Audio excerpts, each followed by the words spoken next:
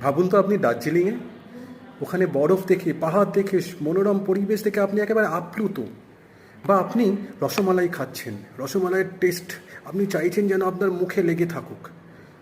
আবার ভাবুন তো আপনার খুব শরীর খারাপ, ডাক্তার আপনাকে ক্যাপসুল দিয়েছে, টনিক দিয়েছে, ট্যাবলেট দিয়েছে, আপনি খাচ্ছেন, দেখছেন কি তেতো, মনে হচ্ছে এক্ষুনি জল দিয়ে গিলে ফেলে যেত, এই তেতো টেস্ট আমাদের জীবন থেকে চলে যায়। এটা কিন্তু আমরা করে থাকি খাবারের ক্ষেত্রে বা যেখানে ভালো লাগে সেখানে, কিন্তু নিজেদের জীবনে কিন্তু ঠিক উল্টোটা করি। খারাপ জিনিসগুলো, ব্যাড মেমোরিজগুলো আমাদের জীবনে খালি খালি মনে আসে। যেরকম জলে বরফ ভেসে থাকে, আকাশে মেঘ ভেসে থাকে, ঠিক আমাদের জীবনেও এই খারাপ জিনিসগুলো ভেসে থাকে, ব্যাড মেমোরিজগুলো ভেসে থাকে। আমরা এগুলো চাইলেও কিন্তু সহজে ভুলতে পারি না। আমাদের মনে হয় আমাদের কনসিয়াস মাইন্ড, সাবকনসিয়াস মাইন্ড সবেতেই এই ব্যাড মেমোরিজ থাকে, এবং আমরা এটার মধ্যে এমনভাবে যুক্ত হয়ে থাকি যে আমাদেরকে বিভিন্ন ফিজিক্যাল, মেন্টাল প্রবলেম কিন্তু এই ব্যাড মেমোরিজ থেকেই আসে।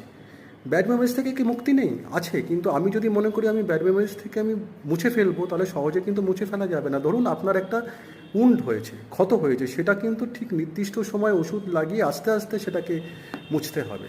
আমি যত তার কথা ভাববো, তাকে অ্যাটেনশান দেবো, সে কিন্তু বেশি গুরুত্বপূর্ণ হয়ে যাবে। তাই ব্যাড মেমোরিজের ক্ষেত্রেও কিন্তু অ্যাটেনশান দিতে হবে না, তাকে ফেড আউট করতে হবে জীবন থেকে। কম্পিউটারে ডিলিট অপশান আছে, এখানেও ডিলিট টিপুন, ভুলে যান ব্যাড মেমোরিজ। আর পজিটিভ মানুষদের সাথে থাকুন, তাহলে দেখবেন এর থেকে মুক্তি পাবেন।